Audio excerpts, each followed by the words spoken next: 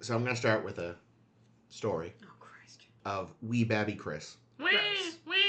My first exposure to Blade Runner as a concept. Wait, who is exposing themselves to you as a baby? Roy Batty. Roy Batty.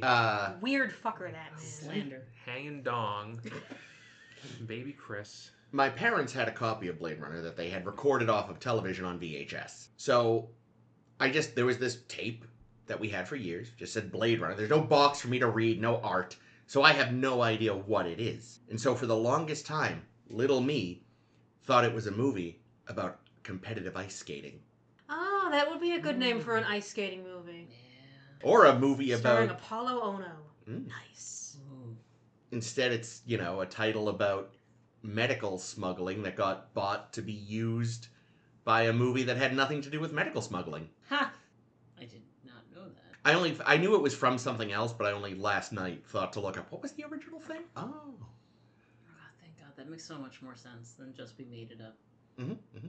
Having said that, welcome to A Star to Steer Her By, episode 10 forward number 37. Oh my. Oh. Blade Runner and Blade Runner 2049. Oh, but I haven't seen the other 2047 Blade Runners. I made that joke last week on the show. I'm sure you did. I had to make it again because it's such a great joke. It is a good joke. I haven't edited that yet, so I don't know if it was said in a way that it is retainable. No, we gotta retain it. I will do my best. It's a great joke. Yeah, but he might be saying it over like. Well, now I have it backup. Yeah. In case you can't use it, I'll just people will be like, Jake, he's so original. He is. He thought of the same joke twice. Yeah. It's not even that original a joke.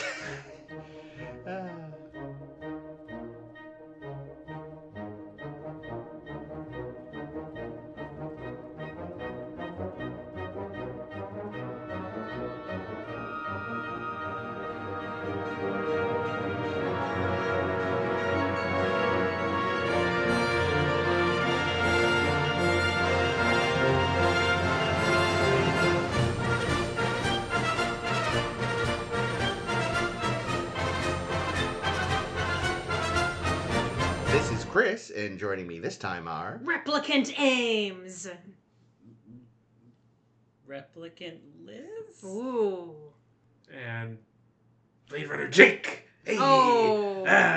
Look into my eyes! I'm gonna void comp ya!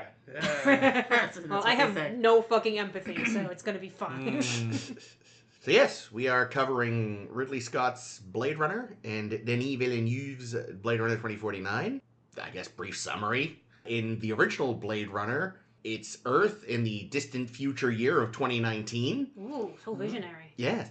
And there are almost perfect human duplicates called replicants, but... Slaves. Yeah, they're slaves. Slave robots. They're slave robots. And due to a series of violent uprisings in the past, they are banned from Earth but used on off-world colonies. And Rick Deckard, Harrison Ford, is part of a subdivision of the Los Angeles Police Department called the Blade Runner Units that hunt... He's retired. Yes, that hunt down and retire Ooh. Any replicants that make their way to Earth. Must be meaning. And a bunch of them make it to Earth, and he's forced out of retirement to deal with them. He meets up with Eldon Tyrell, the head of the Tyrell Corporation that makes these robot people, and meets Rachel, who it turns out is a super advanced one that is almost impossible to tell from a human. And it kind of goes from there. I said before, Blade Runner, the first one, isn't so much a movie as it is an extended mood. Okay, I like that. He gradually does kind of deal with them, but it's a mood. It's kind of like the plot is very simple. It's a visual. Yeah. The plot's very simple, but also kind of hard to explain because it's not a ton technically sort of happens. The other replicants... He hunts down some replicants. Yeah. He kills them. I think it's a pretty bog standard noir detective. Yeah, well, that's it. Just when you explain it, it feels so reductive. He hunts these people down and kills them, and eventually runs off with Rachel. Yeah, and he's also the least interesting man because he has exactly 0 qualities. Yeah, well, he has many qualities, almost all of them bad. He's kind of like Archer, except you enjoy watching him be awful. Meanwhile, 2049 is much more of a movie. There's a lot going on in 2049. So much, there might be too too much. many things going on. It is, as the title implies, about 30 years later. We are following Kay. Officer K, Ryan Gosling. He is from a new line of replicants that don't go batty shit crazy, so they're allowed on Earth. Fatty shit. Hey, literally. Yeah, that's true. They are. I didn't even do that on purpose. Fuck. They are made by the Wallace Corporation that picked up the pieces after Tyrell went bankrupt. And died. Yes, and died. Yeah, so he is a Blade Runner replicant who hunts down Blade Runners from the previous Tyrell series that are still running around. And I guess theoretically, if a Wallace one ever did flip its lid, he'd kill that too. He's sent to kill Dave Bautista, does it, finds a coffin. There's a dead woman inside who they figure out had given birth through emergency C-section, but then what the fuck? She was a replicant? They're not supposed to be able to do that. This is some Rossum's Universal's robot-style bullshit. Yeah, the chief of police is like, oh fuck. Wallace is like, yes, I've been looking for this. And he's Jared Leto, so he's awful. Kay is told, find the babby, which, assuming it's alive, and Blade run it. He does some investigating. Maybe he's the babby? And eventually he is led to Harrison Ford, who's hanging out in what's left of Las Vegas with Chewbacca. That's a doggy. Yeah, close enough. Doggy. Called the Very dog shaggy. Indiana. Yeah. Hey. I hope he did. And, yeah, there's a big escape from the bad guys, and Kay dies saving Harrison Ford's life so he can meet his daughter who lives in a bubble. Neat. That's pretty concise. Yeah. That Yeah, works. for a very, very long, very, very convoluted movie with Very a lot of long. very pretty scenes. Mm. And people. It is quite long, Pretty but I don't know. I really every time I watch 2049, I appreciate it more. It's weird for me. I don't know if you guys liked it, but so later on 2049 came out in the era which we are still in, by In the way. 2017, by the way. Yes. That era. In the modern era of we're going to reboot, remake, or Yeah. sequel every movie that you loved from the 70s and 80s, and we're going to do it badly. Mm-hmm. So I totally dismissed this movie when it came out because I'm like, Did you also know anything about Denis Villeneuve yet?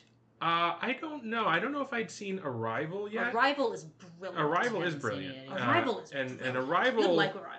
But even if I did, I wouldn't have known. Like, I knew if I had seen Arrival at this time, which I'm pretty sure I had, I don't think I would have made the association. I just looked at this as, oh, this is just another nostalgia bait money grab sequel that's not necessary, and oh, there's Yeah, it's Harrison another Ford. Ghostbuster or some Yeah, shit. Harrison Ford needs a paycheck, and we're gonna make it happen. But honestly, I think this movie is on par with the original, if not better in some ways. But that might be an unpopular opinion. Watching it for this recording is the first time I had ever watched it, and I'm inclined to agree. Interesting. Because I've been ranting about certain themes. I've just been dumping thoughts to, like, anyone who's spending more than 5 minutes talking to me. Well, now it's going to be us for the next many minutes. Buckle up! Are we starting with talk about 2049? Like, what No, are we I doing? think we can. Here, let me give you Popcorn. a very Yeah. quick 2049 Damn. story. Because the first time I watched 2049, I didn't realize it was a sequel to Blade Runner. Oh. I thought it was an entire remake. You don't have to have seen the first. I thought it was standalone. You don't have to see the first one to understand this. Everything's going to be new and fresh for this movie. And then Harrison Ford showed up, and I was like, nope, I don't know what's going on. Because even though I'm pretty sure I'd seen Blade Runner years and years and years before that, I forgot literally every single thing about it except the lack of sheep. Because fucking table flick lap of sheep. And then I kind of started getting very lost in 2049 Really? storytelling because I was trying to figure out, okay, what happened in the original one that I'm supposed to be connecting this to? I don't really remember who these people were and why I should care and what was this about? Did Harrison Ford love her? I don't think he loved her. Jesus fucking Christ. Question marks all around. Watching it again for our discussion today, with the context of watching Blade Runner the original first, and also I reread Do Androids Dream of Electric Sheep just for fun. Yes, it is a solid movie. You just kind of need the context. I So- was wondering about that because I wasn't. I was watching with the context of like, do you need to is there enough information to coast by without having to have seen the first movie? And As someone who was in that place, No, it's But how much time? How much of that was you not having enough context, and how much of it was you trying to remember the first movie because you know you'd seen it? possibly a little of both, but it's very clear once Harrison Ford strides in, as he's wants to do, that you're supposed to know what he's doing there. Okay. And they never really, like, other than him walking in and Kay being like, you're the one who liked Rachel in this thing. It's like, you're supposed to have already known all that. And Rachel walking out later in Yeah. Wallace's office, like, I can't see that having any impact if you have literally never seen the original. I think if they had done maybe a little more flashback or something, or like spent more time letting us know who Rachel was. Yeah. Prior to that, it would have made it. Yeah, they have a couple of those little Yeah. flashy backy moments with actual With the Sean recordings. But I do, I don't know. I do think, with the exception of, I would say, that scene where we see Rachel, which would have zero impact if you had never seen the first movie.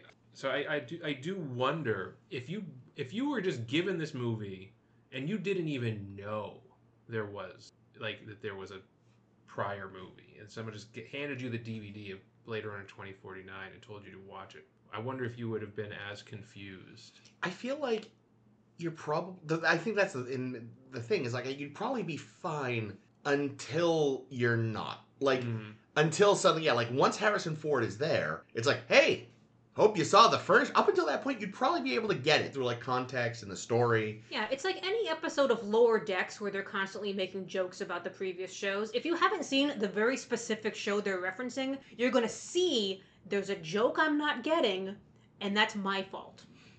Yeah, it's sort of the, what I've read that Star Wars can suffer from is the glug shito effect.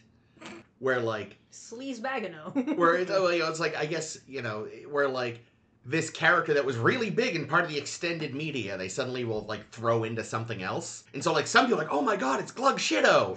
And most people are just like, the fuck? I bet you're wondering what happened to C-3PO's arm. Not at all. Yeah, I know. But that almost was kind of, like, playful. I mean, there was an explanation, but Yeah, at the same time, it was like, no, we don't actually, so... Yeah, it's like in The Mandalorian when Ahsoka shows up and all the fans cream themselves, and I'm like, I'm guessing this is a character. Yeah, well, like, I Sure. haven't seen it, but I guess there's a moment when, like, in Obi-Wan, where he comes across, like, the remains of some Jedi who was a big deal in the Clone Wars cartoon, or something. But, like, most people who've only seen the live-action stuff, he has his moment, he's like, and you're just like, if you don't know Clone Wars, you're just like, I mean, guy's obviously a Jedi from his robe, but, I mean, a lot of them died, right? Like, what's so special about Glug Shito here? Did we like him especially? Yeah. Make ice cream? And this is a little different, of course, because this isn't even Glug Shito. This is, Luke Skywalker just walked in. Well, actually, it's Han Solo. I forgot. We're literally... Ah, yes. What was it with the 2010s? We're going to do legacy sequels where... All of them are Harrison Ford. Where Harrison Ford is a questionable father. Aw, he's probably the best father in this one because he knew exactly what he was going to do and he did it. Abandon his child for her own good. She seems to be living a mostly great life. Yeah, aside from In the total compromised- isolation. Yeah, Well, she's got some being- autoimmune disease. It's being fair, it's not his real. fault technically. I mean, it could be genetically, but he couldn't help that. If we assume that's real. Which it very Ooh, well that's interesting. could not not a contrivance to keep her separated. Oh, by those people in this revolution thing that just popped up out of nowhere. Well, no, but not necessarily from them. But keep her separate so that no one's going to suspect her or subject her to baseline tests or anything like that. No one's going to void comp her. Yeah. She's not. that's a good point. She's not going anywhere. She's not doing anything. She's not threatening anyone because she's sitting here in a box playing with hollow snow. Yeah. I mean, the impression I'm she's under, so cool. because I kind of thought that too, but I think, like, certainly if it is fake, even she doesn't know it's fake. But it's I want to be her friend. interesting that she also is like, because it seems like she runs her own company. She's a basically. subcontractor, yeah. So she doesn't work for Wallace, but she does work for Wallace. So like Well, she's an equivalent of J.F. Sebastian or Chew. James Hong. Yeah, she's like a hired gun. Yeah. So like the Wallace Corporation, who would do anything to find her, she's been she's under running their her nose. noses the whole time. Yep. So- Making birthday cakes. So I'm going to be the pill in the room Okay. and Of say... course you are. You're Chris. For me, well, see, sometimes I'm fun. I'm often fun. We disagree on what fun is. Yes. Um, Fun is birthday cakes with, what's her fucking name? Yeah. Anna Stelline. We like her. Sure. I actually never realized they said her name. Mm-hmm. Her name is on the door, too. Yeah, her name's on the building. Oh, yeah, I saw that, and for some reason it didn't occur to me. It's probably her Apparently name. it's an echo of the opening shot of the movie where the Cyrillic says Selena with a TS instead of ST. Oh, one of those little, if you know the language, the film's been ruined for you things, like it. Maybe. Well, no, because it's not No, the same. It's not the it. same thing as The her thing. No, but someone who knows. Someone who knows the language and is trying to find the connections Might- might come up with it. Yeah, But that, like, if they know the language, they're thinking of the meaning of the word, true. which I can't remember. I think it has a couple of meanings. Okay, so it's not just a name No. as well. Okay, then that would maybe throw No, you. I think it's like in Russian it's virgin soil, and then someone pointed out in Serbian it's something else I can't remember. So Chris is being not fun. Yes. Yeah. So I And had shitting said, on 2049 and Ryan Gosling's beautiful face. So I had said, like, when I first saw 2049 in theaters, I was kind of lukewarm on it. And then I rewatched it for the first time since seeing it in theaters last night, and it turns out I actually just don't like it Oh, wow. at all. Okay. I fucking despise Wallace. Oh, I am But defiant. that's because yeah. Jared Leto It's Jared Leto. should be thrown into a jet Here's a engine. question for you then. If they had gone with the casting that they originally wanted, would you have liked this better? Do you know who it was? Yes, because I read the article a few weeks ago. Okay, they were hoping to get David Bowie, but he died 4 months prior to filming. Fuck! Would he have fixed that character? Because I also hate that character because it's the typical eccentric weirdo. Well, Yeah, that he thing- would have played it very interesting. Here's the- Only if he's doing Labyrinth. I'd watch I mean, that. he could be clicking around some of those memory spheres instead Yeah. of. Bring me Yeah. the babe. True. Yes, Yeah, wait a exactly. minute. This is just a remake of Labyrinth, you see. I'm gonna say no. I mean, it would have been a better performance, and I would have Mhm. enjoyed it more. It would have because- had much more gravitas and much Yeah. less pretentious. Well, I mean, there's I would have nothing. cringed less. There's nothing good about Jared Leto. I once literally Googled why do people keep trying to make Jared Leto happen. He's great in Requiem for a Dream. Well, that people always say I haven't seen that yet. It sounds like Ooh. his early stuff was good, but at some point he became Jared Leto and needs to be thrown into a jet engine. Because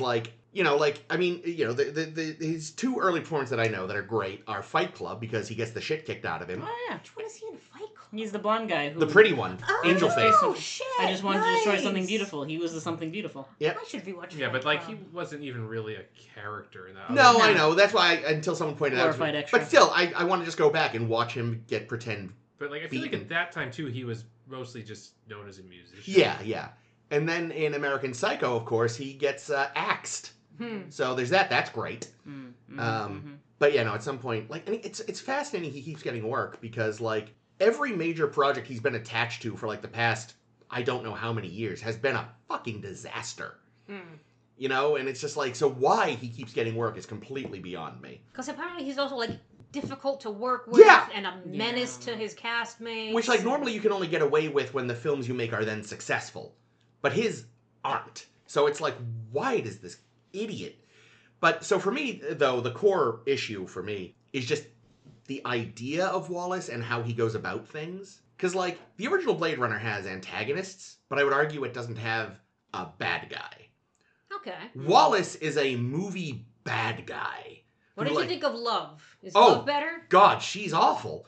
Because She's she fun. yeah, she's fun, but the problem is her actions are dictated by Wallace, who's a fucking idiot. Yep. Wallace is clearly the most powerful man in the world. Like, he's not just rich. It's like, oh yeah, Wallace saved humanity by coming up with his artificial farming. So, like, this man can have whatever he wants, however he wants it. He didn't need to send his henchwoman to steal those bones and kill Cops. that Coco. guy. Coco. I never know. I love that. He's a fun character actor. I do not know his real name. Oh, I took him off the list because it was too far down. But I David remember. Dasmalchian. Thank you. From Dunk. He's Piter. Oh, maybe Oh I'm yeah, sure. and he's also in Ant-Man. Ant-Man, He's yep. Baba Yaga guy. Yep. And he actually apparently just had a movie come out where he's Yeah. the lead. It's like some weird little horror film. I'm not super into horror, but I kind of want to see it just because it's him. If you are familiar at all with the YouTube channel Cinema Therapy, they have an interesting interview with him about it. Nice.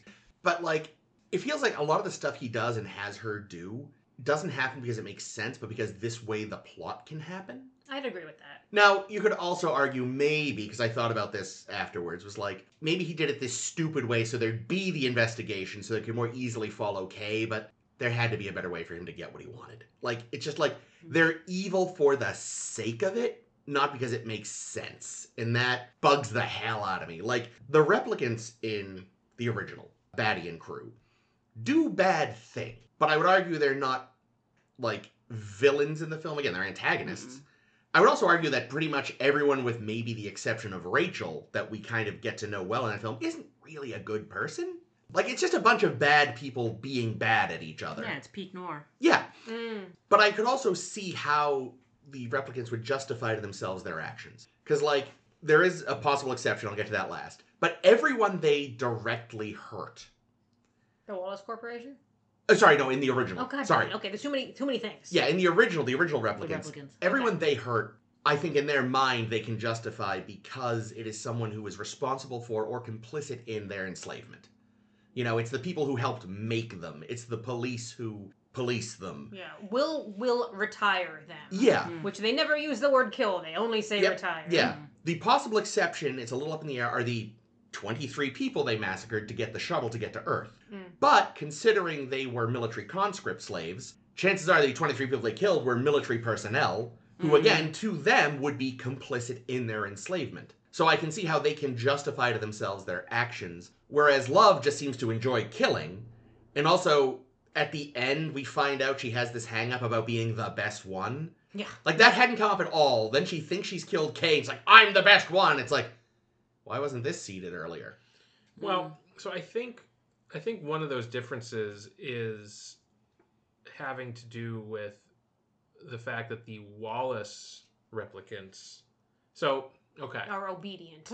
Yeah. Well, so the Tyrell was interested, it seems, in creating a new race of beings. Yeah. Like that's what he was after. Well, his tagline, as he says in the film, is more human than human. And It's a good song. Yes. And Rachel is the ultimate stage of that, right? Like, yeah. Yeah, you can't even tell. She doesn't even know. Well, not just that. I mean, he gave her Memories. the ability to reproduce. Like, that's. Oh, was that from Tyrell, you think? I mean, I don't think it happens by accident. Well, Wallace says as much. I assumed it was from love of Harrison Ford. No, that If would be fucking stupid. If it's not that, I'm much happier because I've always interpreted it as like Tyrell looked at Rachel as something special. He gave her his niece's memories, and I wonder if, like, you know, backstory stuff that's between the lines, if like something happened to the niece, and if maybe maybe the niece looked like Rachel, maybe he was trying to recreate a loved one who died. So he makes this woman who is like the most perfect replicant, and then we find out in the sequel that among that was she, unlike any other replicant, could reproduce. See, part of my problem with that retcon, because obviously that wasn't intended in the original. Well, we don't know that. Fair. But one thing that I feel like speaks against that is just the fact that when she isn't perfect, you know, because she does, it takes him longer than it should, but Harrison Ford does figure out she's a replicant. You know, it's after that, he cuts her off. He's like, well, this didn't Tyrell work. Does, yeah. Yeah, like she mentions it, like he won't answer her calls, he hasn't reached out to her. He's going, well, this one didn't work, so he's probably started working on another Rachel right then. That doesn't mean it doesn't necessarily conflict with the notion that part of her features included the ability to reproduce. Yeah, no, not necessarily. Like that's definitely in the academic field I work in, I know several kinds of guys who would be like, well, this isn't perfect, so this project's a failure. I'm going to dump it and start with something else. Yeah, but it does feel like maybe he would not let that also just kind of wander off. Eyes are supposed to be green, damn it. Yeah. But I also think that Fur on the pile. in favor of it being something, you know, it would be, we'll call it a retcon because...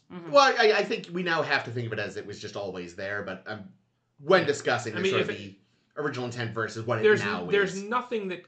contradicts it, yeah. Contradicts it in the original, so yes. I think we can just call it retroactive continuity. Yeah. Or retcon, for short. So I think the fact that when Kay first goes to look her up in the Wallace archives, Yeah. the first the guy he meets, who I assume is a replicant. No, because he talks about having childhood photos of himself that were lost during the blackout. Were those implanted memories, Yeah. right? Have you watched the movie, Chris?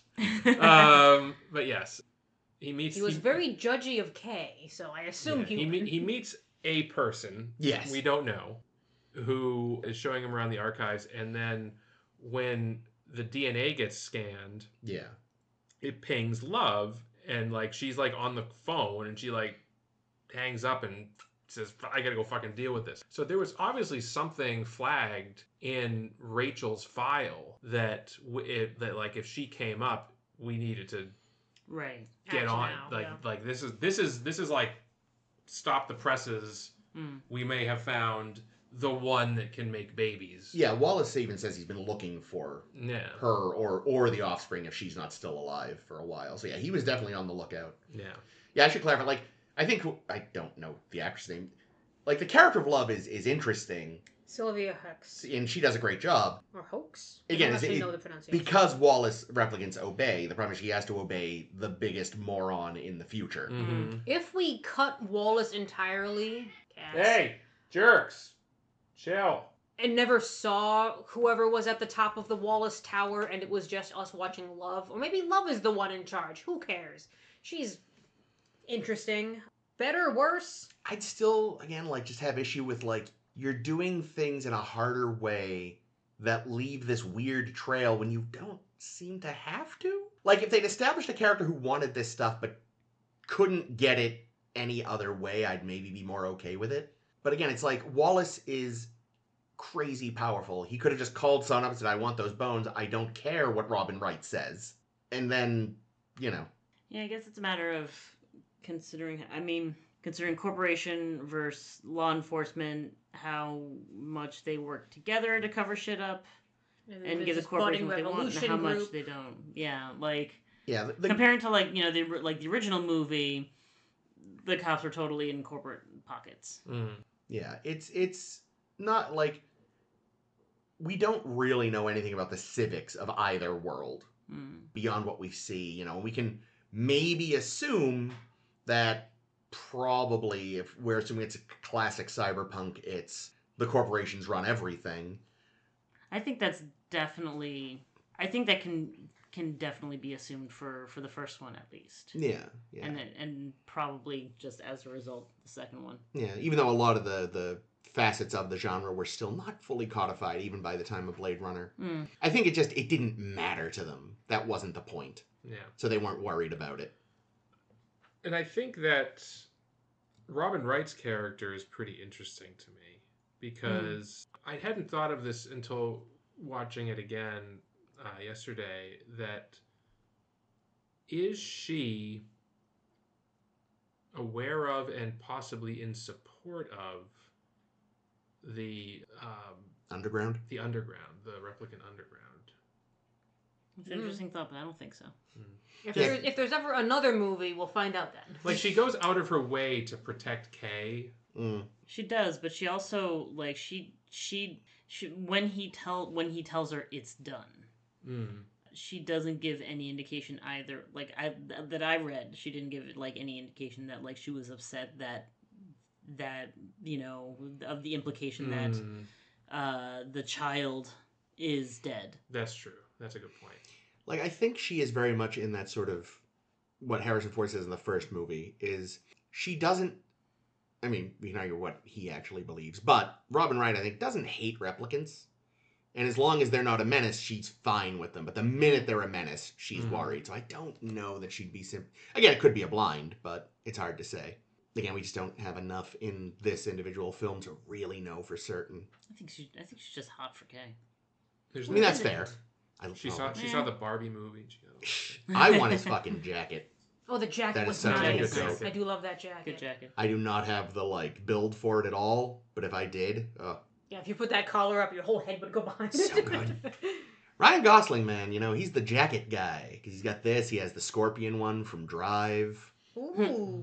Um, Myriad costumes from Barbie. Yeah. God, that man. Harrison Ford, middling father. Ryan Gosling, great jackets. Jared Leto, the fucking worst. Yes. 100%. Yeah, I did read that he specifically made sure he got opaque contact lenses so that when he was acting, he would not see a fucking thing. So he would just wander off. Have you ever tried acting? Mm-hmm. Nope, he I only imagine tries acting meta-acting. blind, though, is particularly difficult because I've seen you're it just done badly a lot. involuntarily gonna glance at stuff. Here's the thing, I'm being glib because I fucking hate Jared Leto. If it was anyone else, I'd be like, yeah, that's probably for the best, because people do frequently fuck up acting blind. Of course, you could have just maybe, I don't know, hired a blind actor for your blind character. You could hire... Throwing that out Oh. there. That's really the top solution. Yeah. I mean, but the other solution is, what's his face, who plays Daredevil? Oh, Charlie Cox. That's it. Charlie Cox's punchable face. That's how I remember it. As Karen refers to it. He apparently he screwed up at least one audition after having done Daredevil because he was forgetting to make eye contact. Ah. He had gotten so good at playing blind. That's wild. I like that. So, like, if you're someone like Jared Leto and you're making more money than you deserve to make and you have the time, you learn. Like, this is what your job is. You learn how to do the job right. Somewhere there's a better world where Jared Leto had his opaque contacts in, tripped, fell into that 1 foot of water, and no one helped him out. Because he never bothered to learn to swim. Oh, no. My character doesn't know how to swim, so neither do I. Jared, it's a foot of water. Ah! But anyway, he's like 2 scenes in the movie, though. Thank God. Yeah. I know. I'm surprised how little he's in the movie, considering how they make such a big deal of him in this movie. Like, he's on the fucking poster. Yeah, but I mean, same with Harrison Ford. And Harrison Ford shows up like 2/3 of the way through the movie. Yeah, so Yeah, far. But he's then, in so much of the advertising, yeah, too. but then he's pivotal, so... Yeah, sure. Yeah, I think, again, there were maybe... Dave Bautista's in the first scene. Yeah, the first one scene. And granted, I don't know how the fuck they expected you to believe Gosling could take out Bautista. Newer model. Yeah. Well, so interestingly... Never mind, that's a different movie. I was going to say, but fuck it, I'll say it anyway. You know, the original idea of the Terminator was to hire an actor who didn't look imposing, so that you'd go, oh, fuck, when he fucks up all those bikers and is like this unstoppable murder machine. Yeah. But then they said, fuck that, let's get Arnold. What is interesting, though, that is related, is I remember reading years ago that, like, one of the early versions of the first Blade Runner did actually start with, like, the Blade Runner character, I don't think he was even Rick Deckard yet, going to a farm outside of Los Angeles. Oh, yeah, and they lifted that for this movie. Because this is at least one of the original screenwriters, right? Yes. Yeah. Hampton Fancher. That's it. Yeah. Great name. It is. That's a replicant name. No, the replicant name is Hugh Mann, sir. Hampton Fancher? Fancher. Yeah, Tyrell isn't in the original much either, but he's a much better character because he's not played by Jared Leto. It is also just a better... Like, I was saying... I'm not going to get over David Bowie as that's the original. I thought I told you that when I read it. I apologize for not. If you did, I forgot it, and now I'm learning it all over again. Like, again, that would have been... I would have thought the character was still an idiot, but at least he would have been played by... A charismatic idiot. That would have been... I mean, I know I'm a super fan, but, like, I do think he would have accounted for that. Like, hopefully. Just in the way that he would have played him as... My thing is, you can't get Bowie. Get Michael Sheen, who played Bowie in that bad Tron sequel, and is one of the only good parts of it. He's a really good part of that He's movie. not in it enough. Okay. How can I make a proposal for our podcast today? That we talk about Blade Runner instead of other movies? No. Oh, damn it. Damn it. Every time. Not rewrite like we do with Enterprise? No. That we get all the Jared Leto hate out. Because we've been going for 30 minutes, and I feel like 20 of those minutes have been various digs at Jared Leto, which he deserves. I have like one line of notes that in my notes that references Jared Leto, and that's it. So yeah, and I think it's just, oh God, I forgot Jared Leto. Most of my problems with Wallace are Wallace as a concept, not really Leto. Okay, but I do think we should talk about other aspects. Like, he literally is only in 2 scenes. Yes. And there's like there's a cast of majority women in this second movie. That's a good point. It is majority women, and there's a lot of gender politics going on in it. There's a lot of playing with the literal objectification of women at times. And I was really like trying to parse where the inadvertent misogyny is and where the deliberate treatment of misogyny is in the story and in the world. Maybe that's part of my issue, is just like I haven't given them a lot of benefit of the doubt on that. See, again, this is my first time having watched the movie. I'm coming to this after Dune 2 has come out, after I've seen and listened to Denis Villeneuve talk about his approach to adapting the second movie, particularly with regard to the female characters who are underwritten in the book. Yeah. And how he basically, his justification there is, first off, he's like, that Frank Herbert explicitly tells you that it's an egalitarian society, but he doesn't show you that in the characters because he just shows you all men.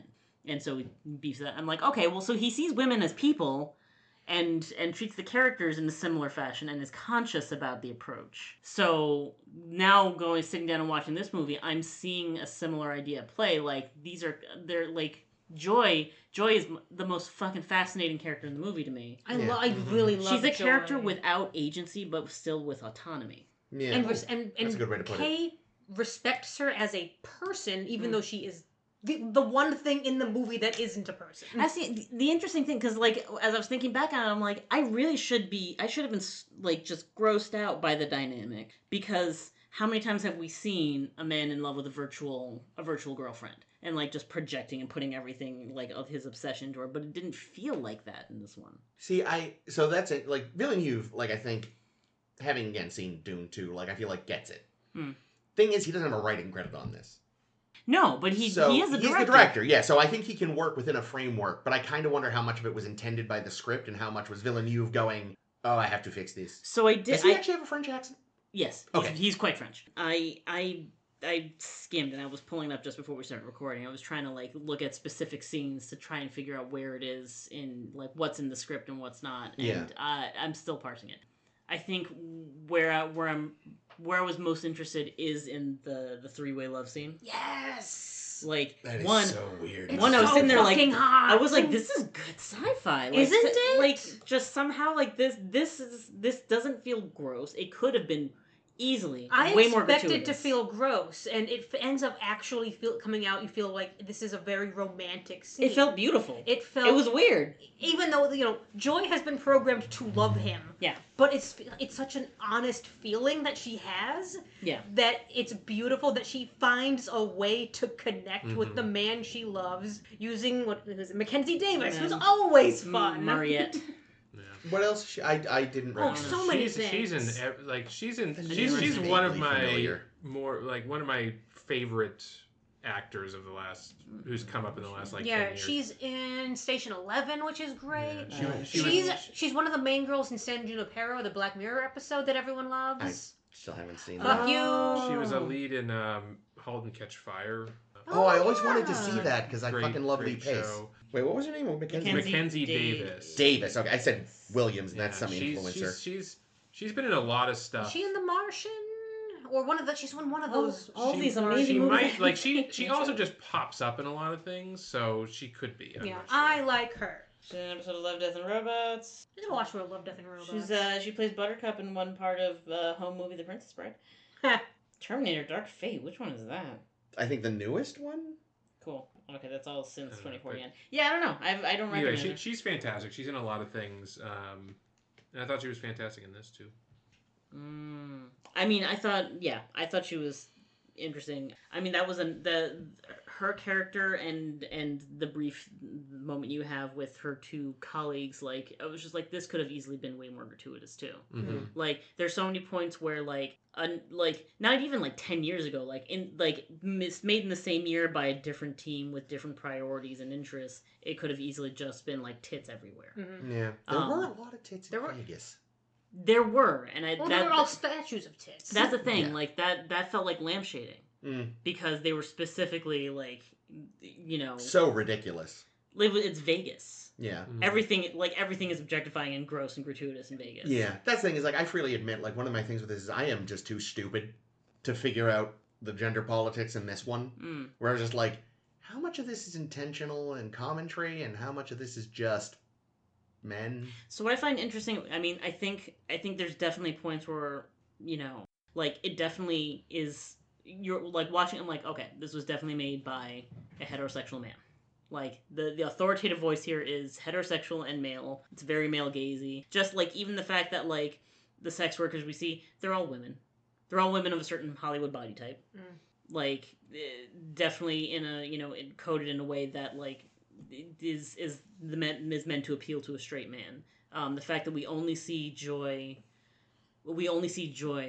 advertised, like, as a consumer product for pleasure, and not like some male equivalent. There's no twink out there. There's no Ryan Gosling type. Damn it!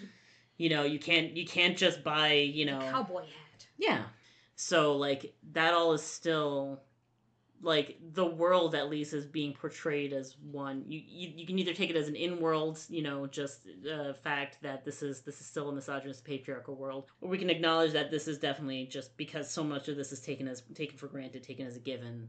We're all used to that, and there was no one in the helm to say, no, we should actively work to subvert that.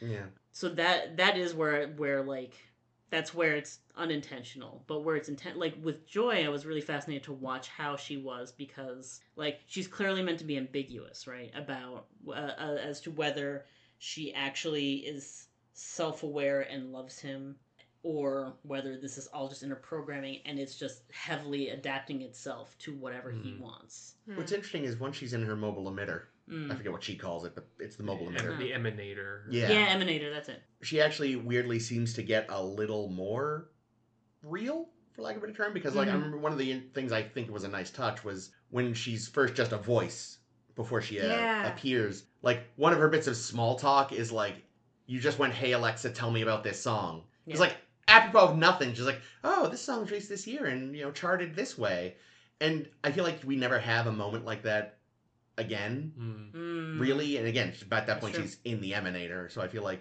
it's not just an upgrade in the sense of like you're no longer tethered to this thing. Like there's maybe a RAM upgrade too. And there was kind of a subtle thing I thought about the fact that she is a Wallace product. Oh yeah. And like when they are absconding, she's like, you gotta break the thing. You gotta disconnect me. They'll know what I know if they look me up. Yeah. And the fact that she's aware of that is fascinating. You think you would make sure your robot didn't know it could be tracked. Yeah, but then he goes in his police car, which is traceable. Yeah, he's not the brightest fella sometimes. She does have a jealous streak. Yeah, her tone will play for no good reason whenever a woman's getting too friendly with him. I noticed that. I really appreciated that. Though it was also driving me crazy. I'm like, what is that music? I Peter know what Wolf. that's from. Yeah, I saw it in the credits. I was like, oh fuck, of course. Oh, that do do do do do do. Yeah. Which I'm sure there's probably some larger significance to, but I don't know about Peter Wolf. Yeah, I haven't looked into that one. Oh, wow. It didn't come up in TV tropes, so I don't know. But I think what's interesting about her is how much she, like, it's where she shows her curiosity, and how much she's not just about him. She's very much about him and supporting him and like pushing for him. But a lot of times she's nudging him in a way where she gets to come along, and she gets to explore. And so like she, what her last scene was in Vegas.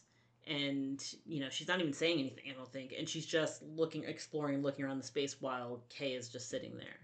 Oh, yeah. And she sees the dog. Yeah, like, she wasn't focused on him. She was looking at everything else. Yeah. And I bet you anything, Mariette gets the dog at the end. Oh. Because I was worried about dog. And I was like, is the dog okay? Still tell me dog's okay. Oh, dog's okay. Dog's totally Mariette sees dog. Mariette must have taken dog. Yes, clearly. Best friends forever. But what about the bees? Oh yeah, the take care of the bees. bees. Those radioactive bees. Or all of Dave Bautista's tube grubs on his Ferengi farm. Kay burnt those. Oh no, he did. They are now deep fried. So speaking of love, and Ames, you brought this up earlier, and I would agree with you. And this maybe is something that for me I feel like makes 2049 for me a little like, Harrison Ford doesn't love Rachel. No. He doesn't like Rachel. She's a thing that he can control and make love him. Yeah, It's really uncomfortable. It's supposed to be. Is it? I don't know what it's supposed to be is the thing. Because, okay, in the original Blade Runner, there's a rape scene. Yes, there is. I don't even know what reason, because it's not in the book. Because in the book, There's a lot it's of stuff that's not in the consensual. book. In the book, it's actually fucking consensual. And I wanted to ask you guys, okay, because I know Chris might know because you've read the book. You guys haven't read the book. Haven't read the book. No. Why, to you two, does Deckard sleep with Rachel? Because he's lonely and broken. I mean, that's probably why. I'm trying to think if there's other... There's one tiny hint in the movie, but it's so much... the character of Deckard is so uninteresting to me because there's nothing fucking to him. And I wonder if... Because I haven't seen the original cuts where apparently there's just paragraphs and paragraphs and paragraphs of narration and shit, which sound awful. Those executive But I wonder if some of it was in there and therefore it didn't make it into the final cut, which we watched. Tell me the answer. The answer is because he's worried that he's starting to empathize with the androids. Interesting. And there was another cop character that he palled around with for a little while in the book that tells him, "Oh yeah, you don't care when you kill him. You have no feelings for these things." And when Deckard meets Rachel, he starts thinking, "Oh, I don't want to kill her." And he realizes, "Oh no, I can't have empathy for these things. Do the test on me." He has his friend do the test on him, and I forget if they reveal what happens in his test. But he's afraid that he won't be able to kill because he's starting to empathize with the replicants. And there's also an additional thing in which Pris, and this is only in the book, Pris is the same model as Rachel. So she looks just like her. That's right, I forgot about that. And Rachel freaks out because she's thinking to herself, could you kill something that looks like me? Should I come and help you kill something that looks like me? Wait, that's really fucking weird. I don't like any of this. Maybe, unless I do want to kill the thing that looks like me, so that she doesn't take over my role. And it's really fucking weird. See, I haven't read I read it once 1,000 years ago. Like, literally almost all I remember is the Penfield mood organ. I love the Penfield mood organ. It's so fun. I'm sad it's not anywhere in the movie. Well, because he doesn't have a wife to control the emotions of. Kind of wish he had a wife, because Deckard is the most boring man I know. But I reread this morning the sex scene with Rachel, because Rachel is there not because, she's looking because she doesn't have anywhere to be and this man's going to fuck her whether she says yes or no or what. She's there to manipulate him because she's going to try to get information on how future series of the Nexus robots can pass the test more easily. Yeah. And that's nowhere in her character in the movie. No. And I don't. She's pure ingenue in the movie. Yeah, she's just there to be like the sexy lamp. Noiry character that walks in. It was dark and stormy night when I walked into your detective's office. Well, that's the thing is normally the femme fatale is manipulative and scheming. She is, like I said earlier, like probably the closest thing to like an innocent person in the whole movie. Yeah. Harrison Ford's a psychotic murderer. Tyrell is a billionaire industrialist and therefore automatically evil. Like, he doesn't have to twirl his mustache about it like Wallace does. Sebastian's a good guy. Sebastian, yeah. I totally missed that he dies. Because it's like it's off a news thing. I read it later in a synopsis, and I was like, oh shit, I missed that he died. Damn it, I liked him. Yeah, he's all right. He's a weird fucker. He's a little creepy. I definitely get the sense of, like, there's a little bit of that, like, if I put enough nice, maybe she'll fuck me, comes off of him with relation to Pris. But yeah, he's okay, I suppose. But yeah, like, most of the major characters, like, are monsters. Yeah, or bad. In their own way. But, like, they're all fucked up. Like, yeah, Rachel hasn't had time to be fucked up badly enough. And she's also, like, gotten to live a comfortable life. Yeah, unlike the other replicants. With an owl. Right. Great so, owl. like, Love that owl. It's a feral street dog that's been kicked one too many times versus a poodle that it has its own room. Yeah. But yeah, yeah, he definitely doesn't love Rachel, so the fact that he seems to have convinced himself that he does by the sequel is just like... Well, is it that, or is it that he has a child? Like, is it Rachel that he loves, or is it the child that he loves? Or is it her memory? Does he love anything? No. Maybe that booze. He loves booze. He loves He booze. clearly loves booze. He tolerates dog.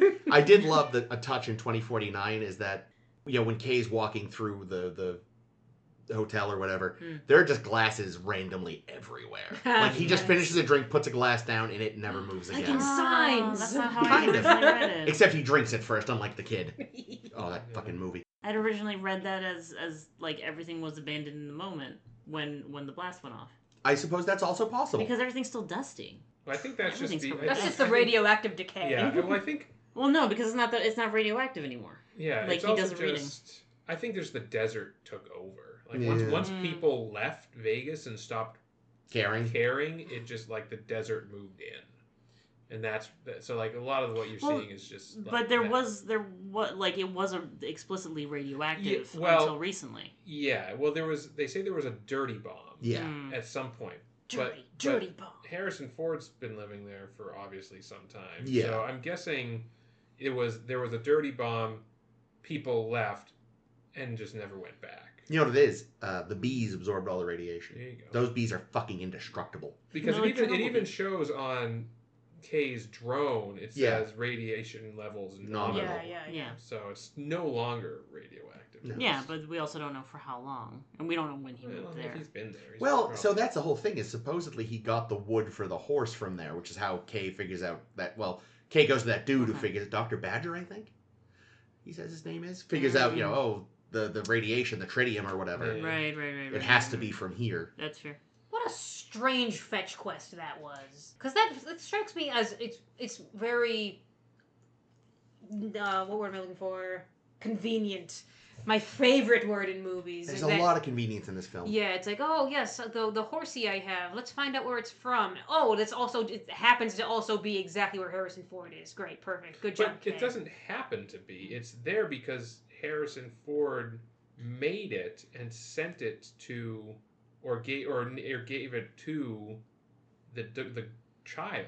Or Right. someone to give it to the child. But either way. I think that the convenient part is the fact that somehow Kay, the guy that's investigating all this, happened to get that. Unless she puts that memory in literally everyone. That's I think that's one of the big questions of the movie is like, is how many replicants have that memory? yeah, because if she's been like implanting her own memories into all of them, you know, because she even says, you know, there's a little bit of the creator Yeah. in the memory, and it's subversive in that you have that first scene with her where Kay goes there and shows her the memory and her reaction to it. Oh, Yeah. that's such a good scene. Because Yeah. like in the moment, I love that you don't see any of what she's seeing too. but That's you know, great. because we've Yeah. already seen it Yeah, in yeah, the Seeing her flashback. reaction.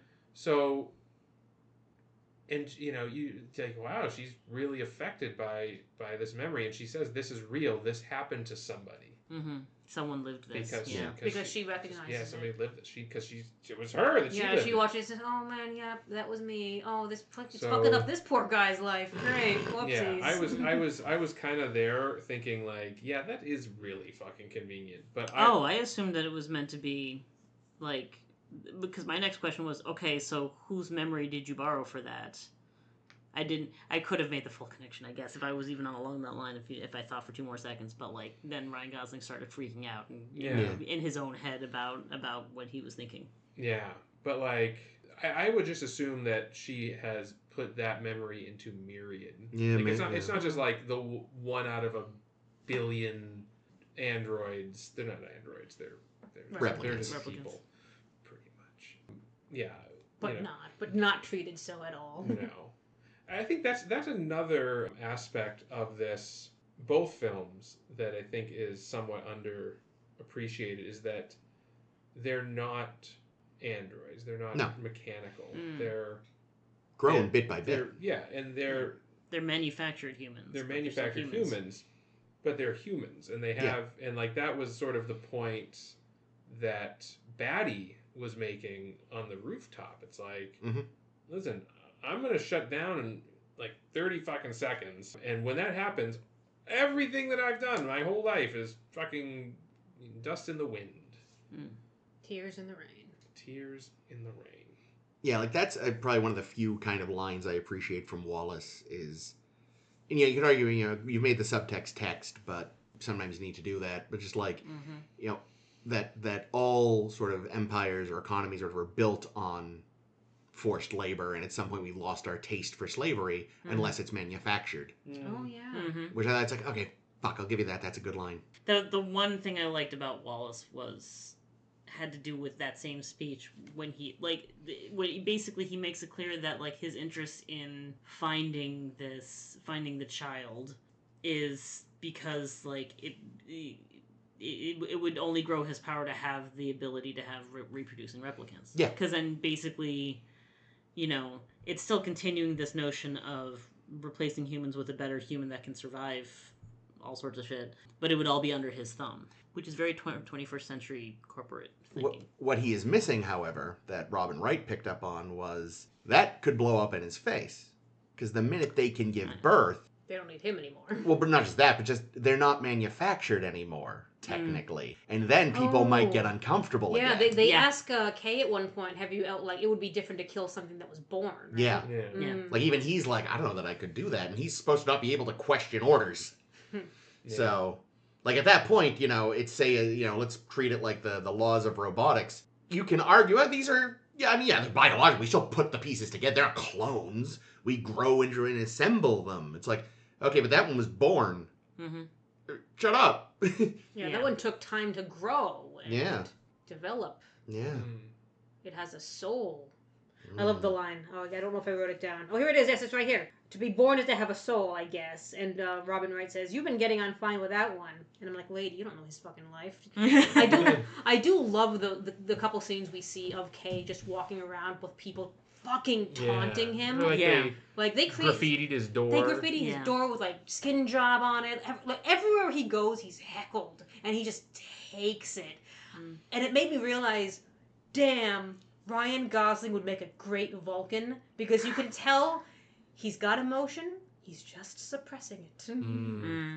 Since you mentioned skin job, this is obviously where the term skin job originates. Was this movie? Blade Runner. Yeah. But, and I don't know if either of you have, I know you haven't watched, you've watched some of it. A little bit. But it's also a term that is used frequently in Battlestar Galactica. Oh, that's right. Yeah, Battlestar Galactica takes a lot of notes from But here's the thing, movie. in irony, I feel like this movie 2049 takes some serious liberties, some cribs gratuitously, I would say, from Battlestar Galactica. This whole movie is basically the entire plot of the latter seasons. Yeah, people who don't know they're robots and. Well, no, they're fucking robots that can give birth. That's a huge fucking thing. See, I thought immediately of RUR and also of the Voyager episode Prototype, where B'Elanna teaches a bunch of various automated units how to make more of themselves. Yeah. But I didn't even fucking think of that. Damn it, you're right. But like that whole the fact that that's like a huge spoiler alert for a 20-year-old show. Yeah, I've only seen through the second season. Seen more than me. That becomes a major plot point in the show. Is like, oh, one of them's pregnant. That's fucking impossible. And now everybody on both sides is trying to like get this kid. Get that baby. Get Shorty. Raising Arizona, Bring me the babe. Yes, exactly. So yeah, I couldn't help but while we were watching, I'm like, wait a minute, this is a total ripoff of Battlestar. I mean, there's also like Children of Men. Like it's definitely a post-apocalyptic. I mean, I guess it's not really a widespread trope because I can't think of any other properties now besides Children of Men. That was a very good movie I only needed to see once. I saw like 25% of it, I think. Somewhere in the middle. I saw it in theaters again. I really liked it, but it's one of those films where it's like, that was really good. If I never see it again, I will be fine. Because it is just very heavy and bleak. Oh, like Requiem for a Dream. Justice, our good friend Justice, calls that movie the movie you watch once. That's the impression I'm under from a lot of people. You watch it once, it's astounding. And you're like never fucking again. I can't do it again. I mean, that's basically any Aronofsky film, isn't it? I'd watch Black Swan again. Oh, that was a very uncomfortable movie. There was an uncomfortable cunnilingus scene. Was that the one with the snow caps? No. Oh my god. Was that an Aronofsky though? No, that was a Lars von Trier. Okay. God, that's like what, an episode 5 story, I think? Yeah, that's an old one. Okay, we brought him a couple times, and I don't have a good segue, but fuck it. Rutger Hauer. He's great. Yeah. Fucking love Rutger Hauer. Love that guy. Fucking, he's fantastic. He says this is the best movie he ever made. Yeah, no. He came up with the fact that he should get a dove, and he wrote some of the fucking Tears in the Ring stuff himself. Yeah. I don't know where the fuck this asshole found a dove. Someone's artificial dove got out. Do we know it's artificial? I mean, considering that seems to be implied in the first movie that most animals have died off and the ones you see are manufactured. It's probably just Sebastian's, right? Like, he's got That's all true. kinds of That's probably true. things around. Mechanical things. Fucking replicant Ace Ventura is trying to catch it. Mm. Though if you told me that a dove is a pigeon. If you told me the pigeons were True. still alive in the future, they're I'd believe it. winged rats. Were those bees real? They're surviving. But yeah, he's just a fascinating figure. Yeah, he just goes full tilt at this role too, because he's just the weirdest guy. He like crashes his head through walls. He sticks himself in the hand with a nail. It's like, Jesus Christ, man. Good He's for gone you. like full Determinator. But what was there was a moment. Was it when he came back to Pris when she had died? Yeah. Like when there's just like this turmoil, like this like just mixture of emotions swirling through, and like you see this like childlike vulnerability. Well, I think because it goes full like psycho. Because like I think the whole they even say like part of the reason they have the short lifespan, aside from I think just they can't make them last, is like they're concerned about them developing actual emotional responses, and so I think really emotions are still kind of new to him. Is kind of the point. Yeah. Like he doesn't really fully know how to process them, and he never gets to learn to. I mean, look at a 3-year-old. Yeah. 3-year-olds don't know how to process emotions. That's right. Yeah, and that's But what I they mean. just have lots of big feelings all over the place. Yeah, and that's a great way to put it. That Blade Runner is Roy Batty having just the biggest feelings for 90 minutes, 2 hours, however long it is. 2 hours and a quarter. 19, I think. Yeah. Because I think we checked to make sure we were watching the right edition. Yeah. Yeah. And then you got the other. You got Pris, who's I feel like Pris I found interesting because she's the one with the most rage. Mm-hmm. And then I had to go double check which one she was. I was like, oh, she's the quote unquote basic pleasure model. Yep. She has a lot to be angry Makes about. perfect sense. Zora, who I only found out recently, is the same actress who plays the bartender in Who Framed Roger Rabbit. Oh shit! Really? Yep. I don't remember this character. Eddie's girlfriend, Yeah, basically. Yeah, the one with the victory rolls. Oh, okay. Yes. Yeah. I still can't picture her, but no, I'm aware that there was a character She like looks this. so different between those So movies. extremely different. Yeah, it's amazing what an old timey haircut can do. Yeah. But you're missing the best character, Leon? which was Zora's pet Burmese Oh. python, which was actually Joanna Cassidy's python. That I didn't know. Which is why they got along so well. Amazing. Her name is Darling, Who owns a python? and I love her. That's terrific. There she is. Sure. Okay. That's her. Yeah, and her death is so like it's How many windows can this woman run through? So many. well, it's Who so designed this hallway? it's so brutal, and it's like, yeah, no, this isn't good or fun or happy. This is No. terrible. The music is telling you this is bad. You kind of Deckard's face is unhappy. yeah. They never say why he retired, but it is clear like he doesn't actually like this job. I think I'd read somewhere that in the theatrical cut with the voiceover, the narration had like hints at it by saying like he said like he basically was tired of killing or something like that. Yeah, and you don't need voiceover when you have that fucking scene making it clear. Mhm. Yeah. Mm-hmm. Yeah, like that's awful. Yeah. Harrison Ford basically said like he hated working on this movie because of the voiceover. Like he said like the worst memory I have of that movie was going in and doing the voiceover because they told me they weren't gonna do it, and then I had to fucking do it. Mm. Well, the rumor to this day is that he purposely didn't try very hard so that they couldn't use it, but then they used it anyway. Well, yeah, Leon, Oh yeah, he's an fun. interesting one. This time around, this watch, I found Leon really interesting because he's the, I don't know, he feels the youngest of them.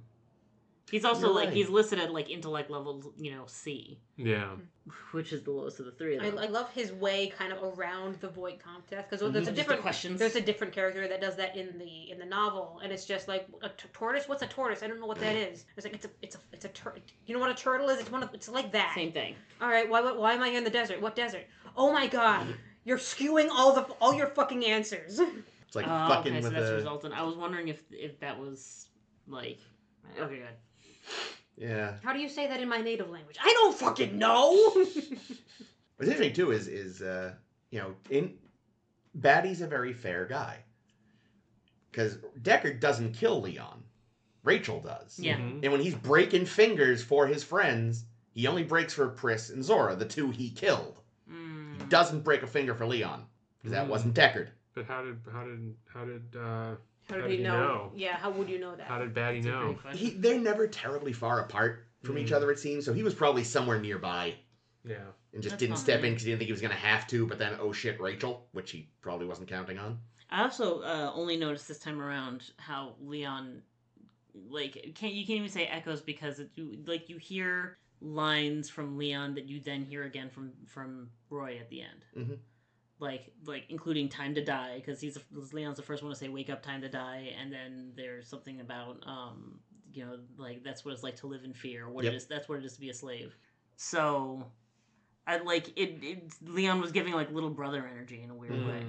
Yeah, like you can tell they spent a lot of time together. These two.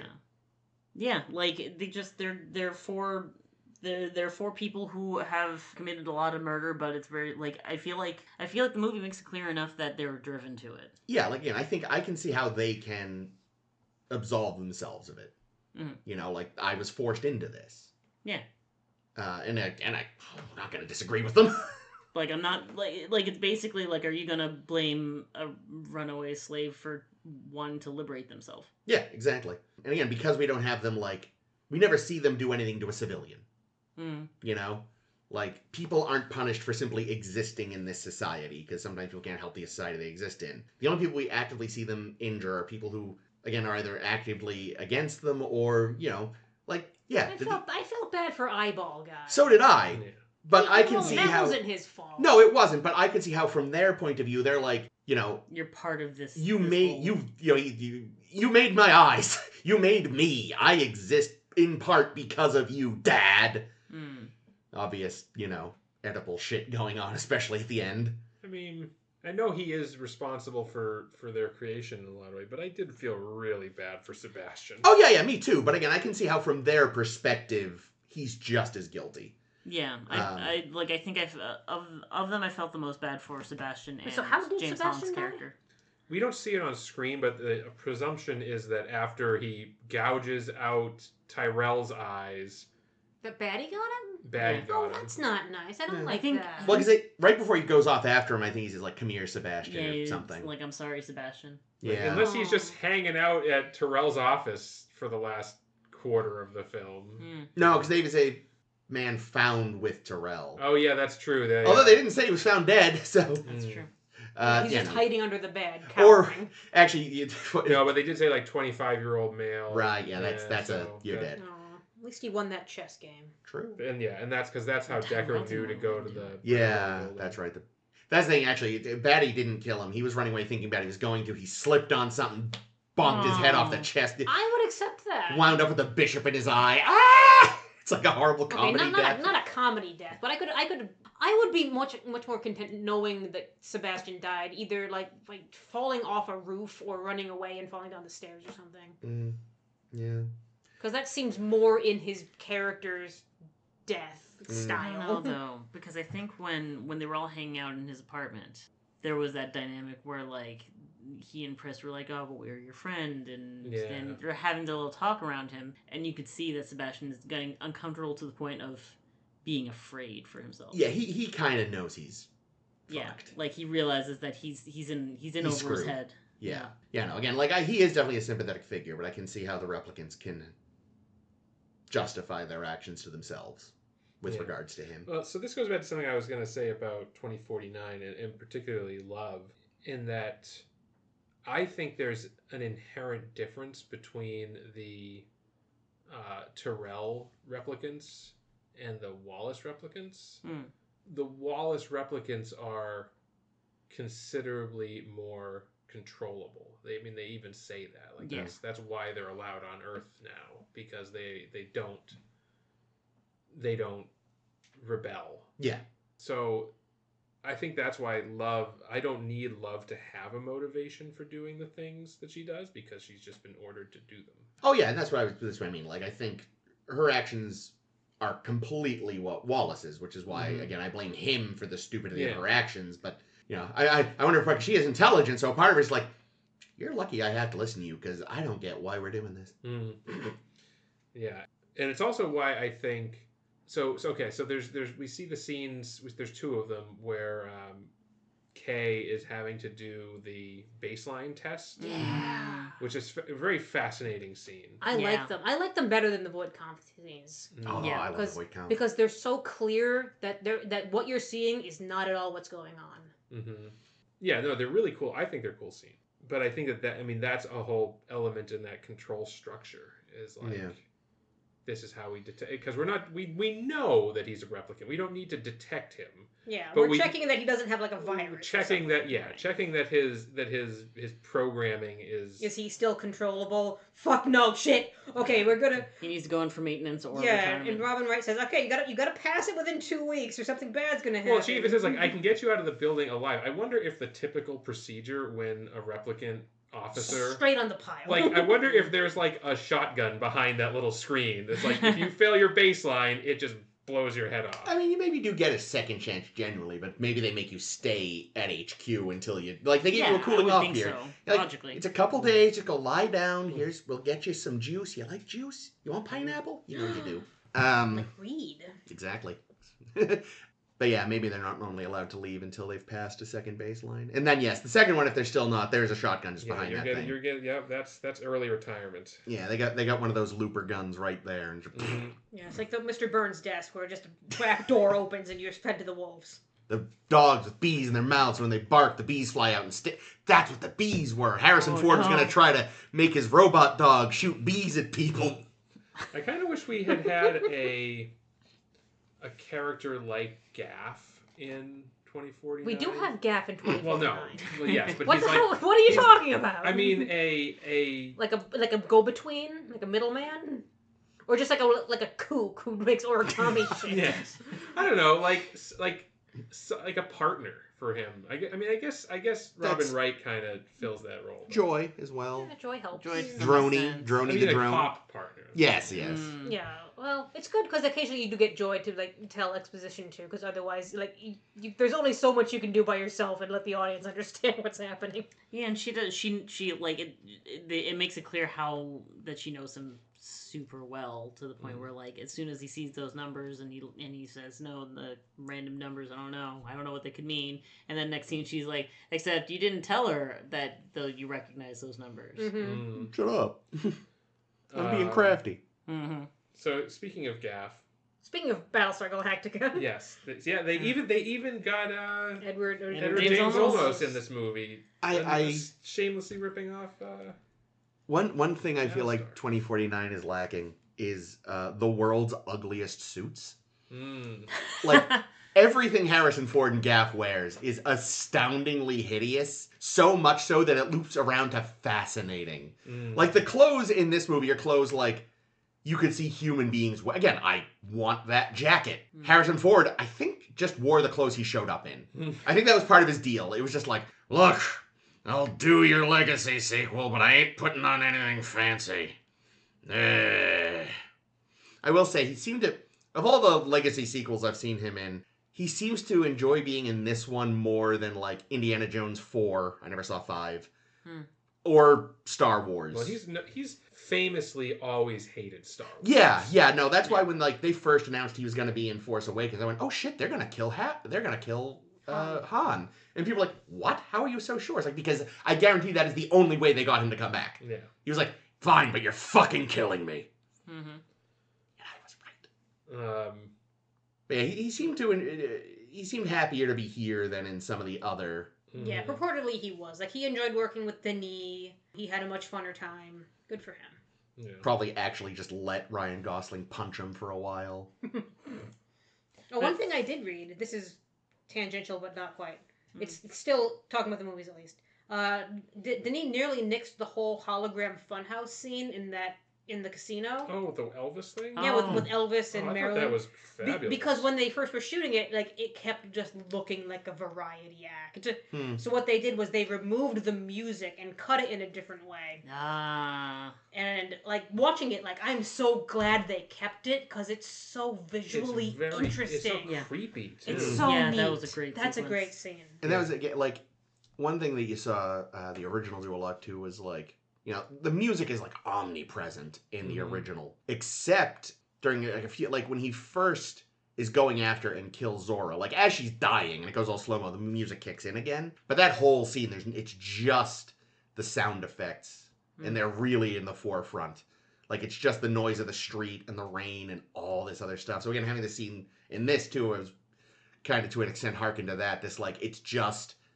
the noise of the occasionally kicking on holograms. Yeah, the brokenness of the world. Yeah. Everything is just not right at all.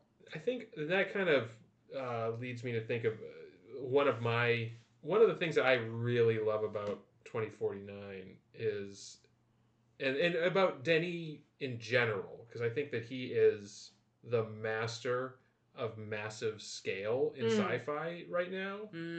Like, obviously, Dune. The Dune films, like Arrival, the scale stunning. of everything is huge. Arrival has a giant fucking thing. I still need to see Arrival. You do, it's amazing. But let's watch it tonight. But I love the scale of the world in this film, and like the city and Vegas, like it feels so big. It feels huge. It's always crowded wherever you go. Yeah. Except in the desert. In the desert. Yeah. And a lot of bees. And then like more generally, I think the world building of this film is super interesting. And it's not, that's true of the original as well. No, it's not. I have notes. No, I mean, I wanted to know more about the world of the original. I'll tell you a story in a minute. But, okay, great. Well, when I'm done, you can tell me why I'm wrong. I will. No, I'll tell you why I have a different opinion than you. But, you know, there's so many, like, hints dropped in this film about things that have happened off screen, like the blackout. Like, we don't know what that is. Like, what the fuck's the blackout? It sounds like it fucked up all the computers. And it's the burn. It's the burn. These apparently are things that they did make. Yeah, there were a bunch of shorts. But the thing is, I didn't know about that until after I watched it, and I wasn't looking for it. Good. Like, I was pretty much like, the blackout. Ah, great. That's a great way to, like, you know, sort of interrupt the progression of technology in a way that anything here could be believable. Yeah, the shorts exist, but you don't have to have seen them, which is nice. And I like it better that I don't, because I'm just like, I get from context what the blackout is. Yeah, exactly. The same thing with the dirty bomb in Vegas. Like, I want to know there more. was some great calamity. Yeah, there's something bad. Like, how does Vegas turn into this? You know? And I think in the thing in the original movies, which they continued in this one, is the whole idea of the off-world colonies. Yeah.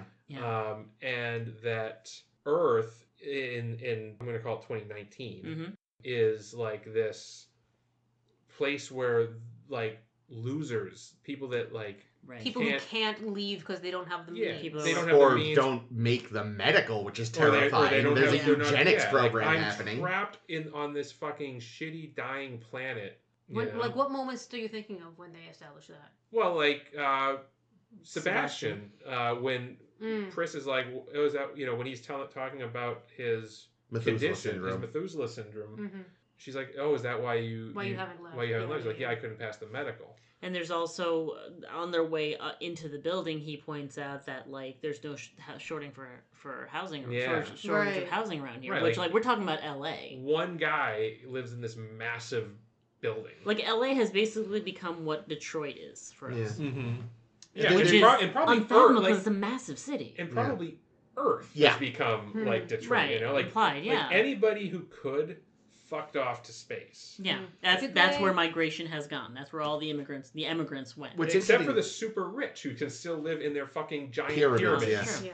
Did they ask Dr. Stelline the same thing in 2049? Yes. Okay, that's I'm mismaking which character was which, but because it was both. Okay. Yeah, she mentions that's why she hasn't left. That was her explanation, was that she was the child of rich parents. They had passes to go, and then she took sick, quote unquote. I also love the giant seawall in 2049. Yeah. That is cool. Really I'll cool. give it that. Like, that's the interesting thing is, like, the world looks very different in a lot of ways. Not just because it's 30 years later, but because you're under the impression that even though people are still leaving in droves, there's actually maybe kind of a future for Earth now, thanks to Wallace and his farming. Like, there's been a thing. recovery. So, we like, still have Atari. yeah. So because of that, like, you know, there's clean rooms, which is so weird because everything in the original is filthy. Everything's filthy. Harrison And Ford's dripping. house, Oh, he's the most the filthy. police headquarters even is just everything is just being let to rot.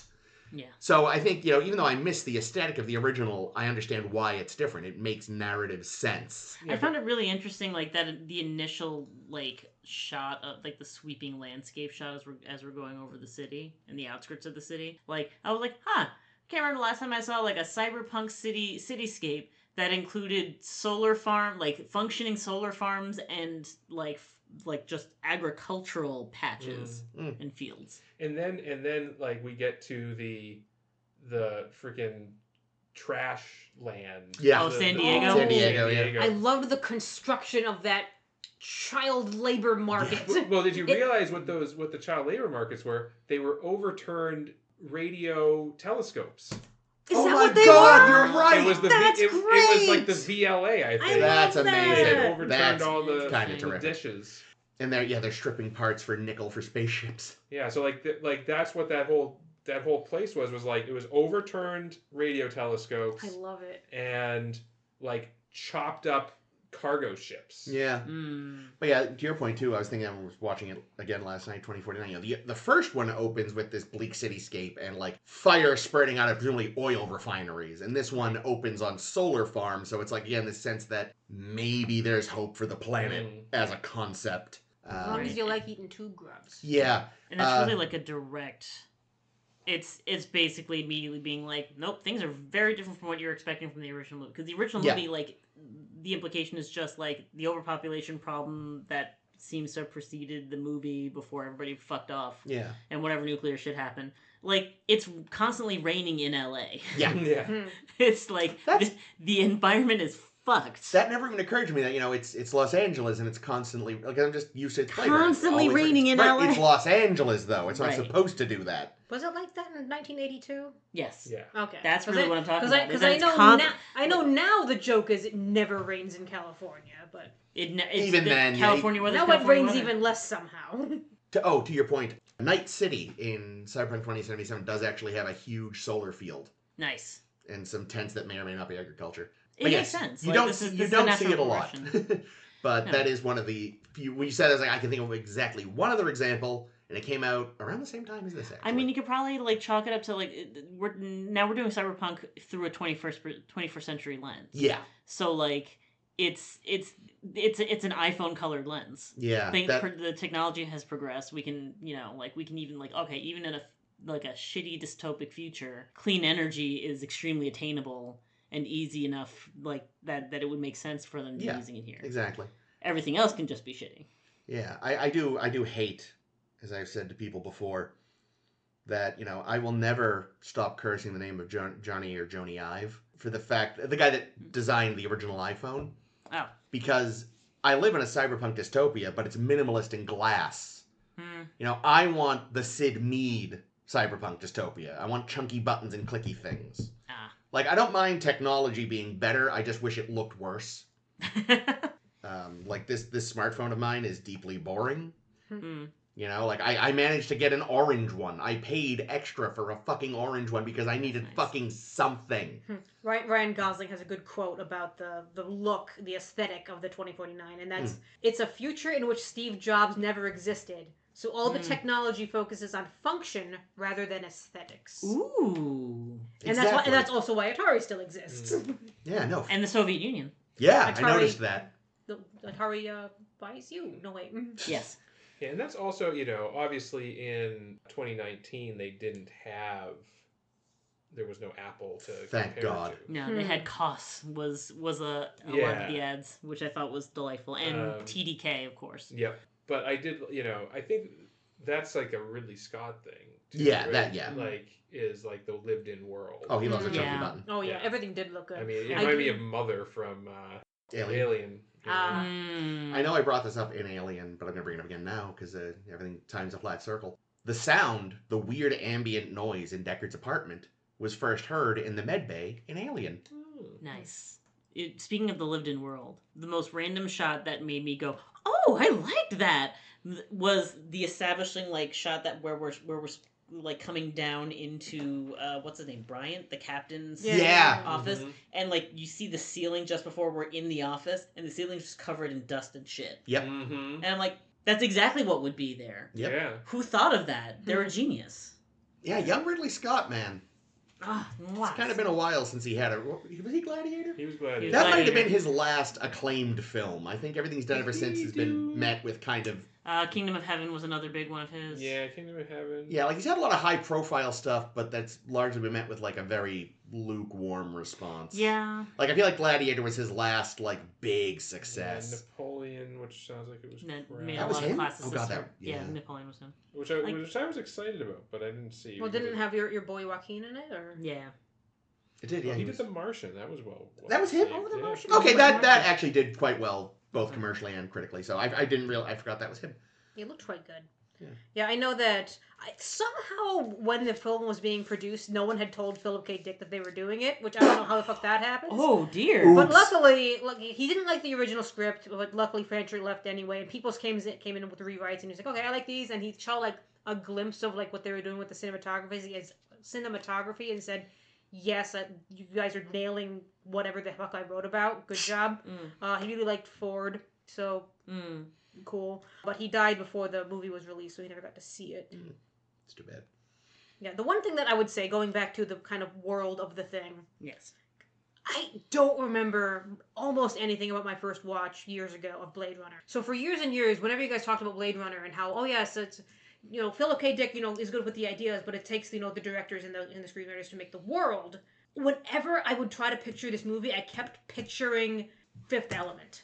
That's a great fucking movie. Which this movie is emphatically not. No. And I kept picturing Total Recall, which is appropriate because that came from another Philip K. Dick book. Absolutely. And we discussed it with Liz when Liz was here one day. Hey. Also, nothing at all like this movie in terms of the world building of it, because in the world building in like a Total Recall or in like a Fifth Element, there's weird shit that no one bothers explaining.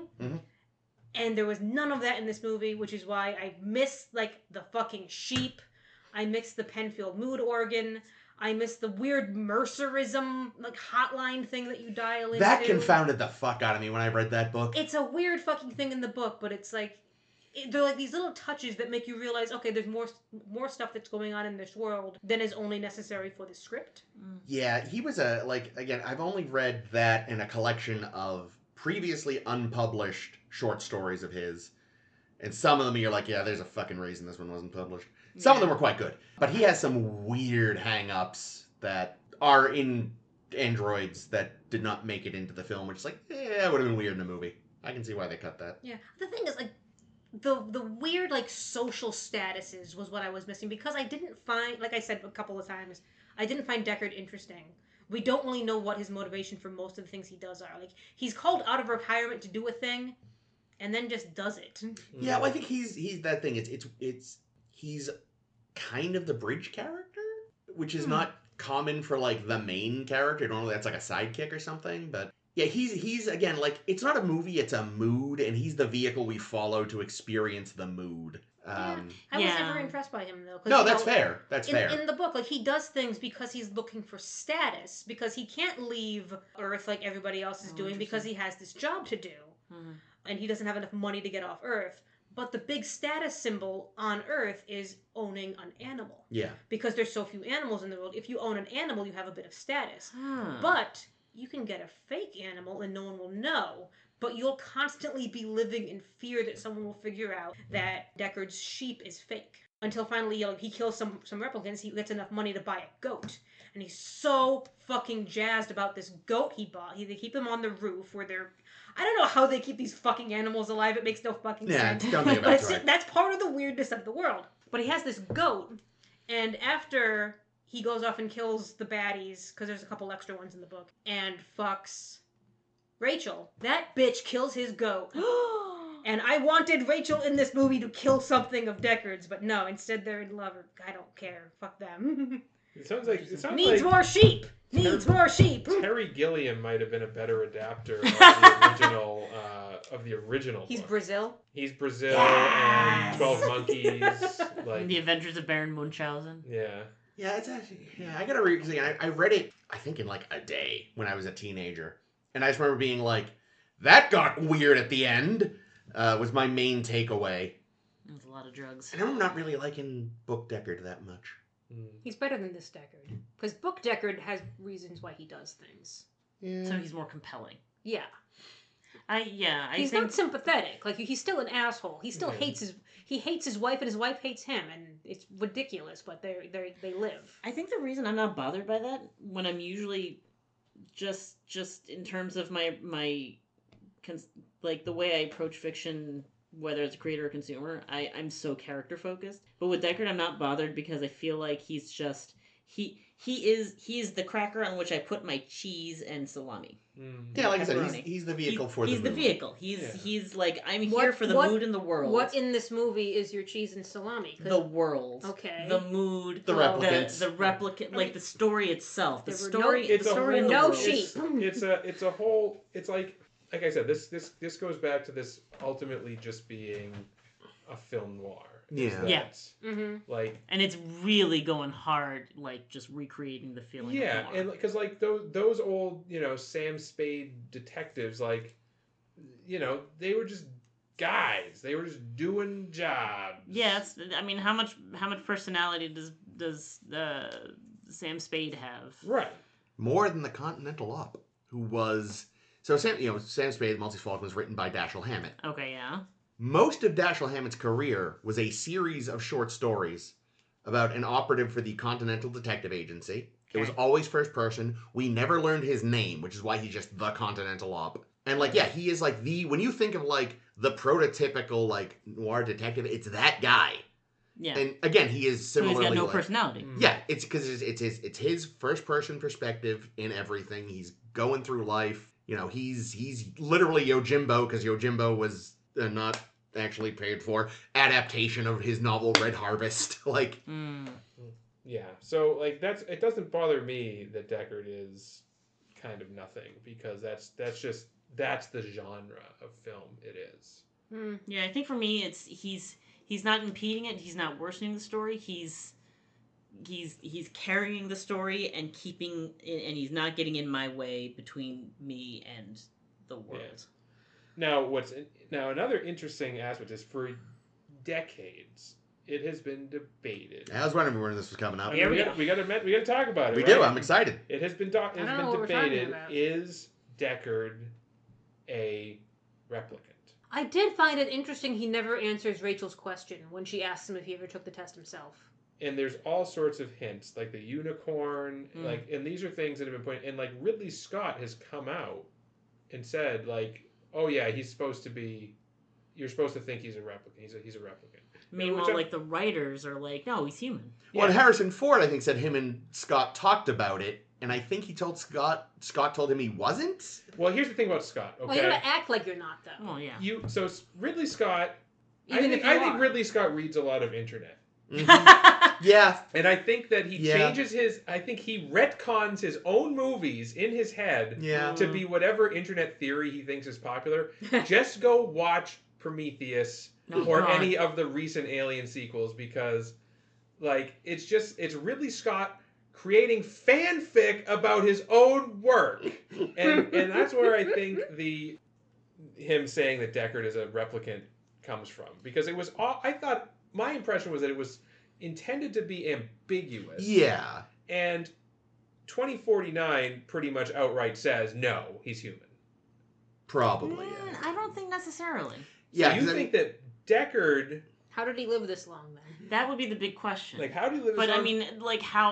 If you're already accepting the possible premise that he's a replicant, there's already so many practicalities of why, who bothered to reprogram him and to make him think that he's a human, and put him in a cop job to begin with. Like, why? And then let him, little R retire to call him back out of retirement into the Force again. I still don't know where I stand on is he a replicant or not, but one thing that occurred to me for the first time ever rewatching it this week was I wonder if let's say he is, does he have Holden's memories up until Holden gets shot? Because like Holden, the previous cop. The one the one Leon who gets shoots at the Leon beginning. goes away. Like he's like, oh man, so where'd they get all these Blade Runner? Leon- No, they got a guy. Holden doesn't die. No, I know, but Yeah. you still wouldn't want him to have the memory of getting shot, because then you go like, wait a minute, what? I thought I was replacing this guy.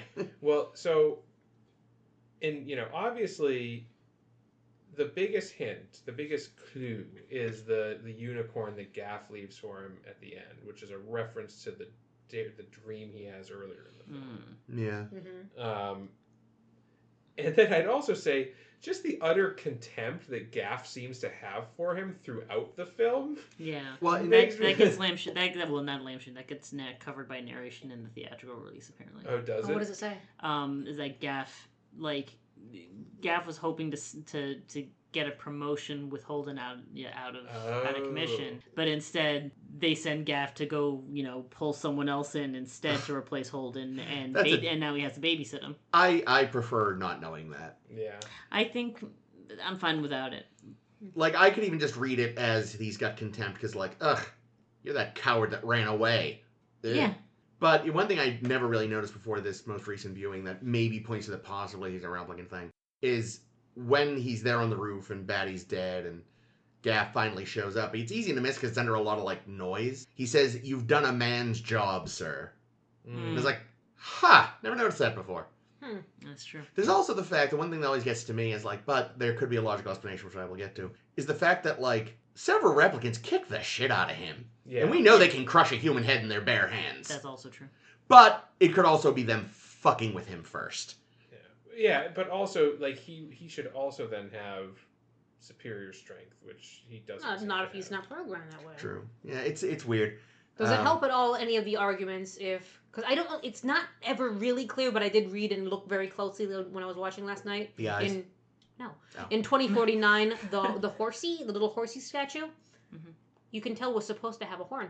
Oh, cute. Nice. It broke off. Because it's very rarely facing the camera, but the couple times it's like, okay, I could see there's a little bit of... There's a little... I don't even think it's a nubbin. I think it's just a slightly different color of wood there. That's funny. I never knew that. Yeah, there's a moment where like they're doing the effect on Rachel's eyes that gives it that. Or like on the owl's eyes. Yeah, which look fucking awesome. Which I'm pretty sure was a practical effect. It is. It's really cool. It is, and the thing is, because Harrison Ford is in a shot with her at one point where they're doing it, he gets it too. It kind of happens to him, and people it outright happens to him. people argue like, well, was that a mistake? Yeah, but or was Ridley Scott? The eye thing was a crutch for the audience. It was not in world. They didn't have glowing orange eyes. Right, but otherwise you wouldn't need the Voight comp test. You'd be like, yep, you're one. But fuck you to get people to sit for 100 fucking questions of Voight comp test before they finally just snap and kill you. Yeah. But no, but that's maybe even if they're a human. But that's the thing, though. Like, did Ridley genuinely forget to have Harrison stand out of the way, or did he? And that's a pretty obvious thing. That's a choice to leave in. You'd think, yeah. It's one of these things again. Internet. One thing I have to bring up is the 1997 Blade Runner point and click game, which is fucking amazing. Oh, and that has the Penfield Mood organ, right? I haven't played it in ages. Okay. I don't remember though. And they re-released it several years ago on GOG, and I bought it. I haven't played it yet. They did a remaster, but apparently it's not very good because all the original assets were lost. So it's really not a remaster so much as an up-resing shitty assets. So don't bother, just get the original. But yeah, it's like a parallel. It's happening the same time as the original movie. You're basically just Deckard. You're Roy McKenzie or something. No. Bad. Yeah, wait, not Roy. I forget your name, but you're a dude. You're going through the story. Hero man. You can, depending on how the order you do things in, you can run into like some of the characters from the movie, which is a bit fan wanky, but whatever. But it does though, utilize the shadow police department angle that's in the novel. Ooh, I did like that. That never makes it into the film. I did like them a lot. It's worth a go. I think this is going to have I never heard of this police and detective Yeah. society?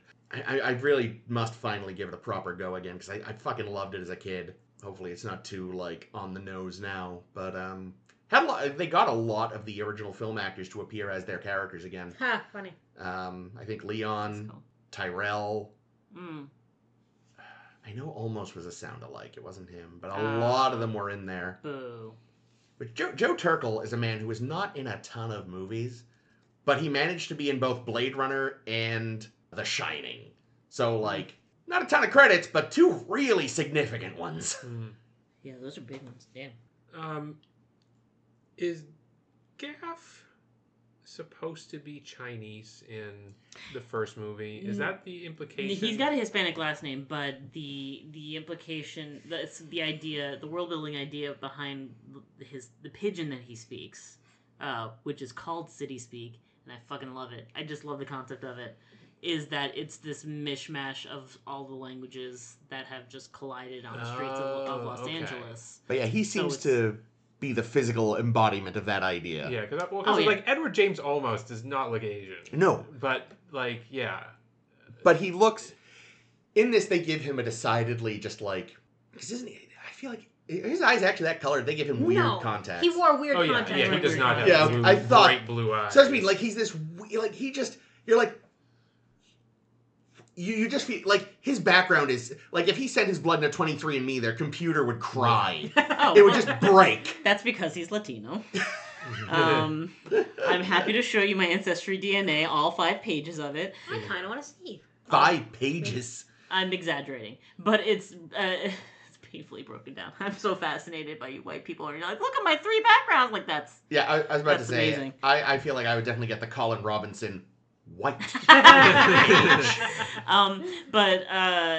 But apparently I didn't realize until I read this week that Edward James almost like he created it. He designed the language. No shit. Okay. That's very cool. Polyglots are fascinating. Like it's these elements of Hungarian I didn't recognize in there, but apparently there's a lot of Hungarian in there. Yeah, I read about the Hungarian. Like his first line is mostly Hungarian, opening with I guess a common swear, which is just horse dick. And possibly also a reference to Philip K. Dick, since Philip K. Dick's always referencing that the name Philip means horse lover or lover of horses. Does it? Oh, that's funny. But what about unicorn dick? If it What- doesn't have the horn. What is a unicorn but a horse with an extra dick? But That's great. but like That's good. it's just whole mishmash of languages is really cool, and it was fun seeing how, like he apparently like I'm going to search the internet to see if like there's any trace of like he put together his own little like manual or whatever. Oh yeah. Because he wanted it to sound natural coming from him. Yeah. So like because there's the first scene that we see him is when he's At the noodle bar. at the noodle bar, and the owner the owner of the noodle bar is translating for Decker the things that Gaff is saying. Yeah.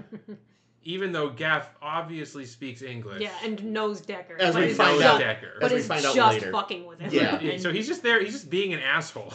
That's Yeah, it. Decker's just being an asshole for sure. I mean, they're all being assholes. Gaff is great because like he's barely in the film, but he's in it just enough. Mhm. He's just like I said, he's just And he gets your He's a attention. scene stealer. he's this weird guy in this. And strangely hot.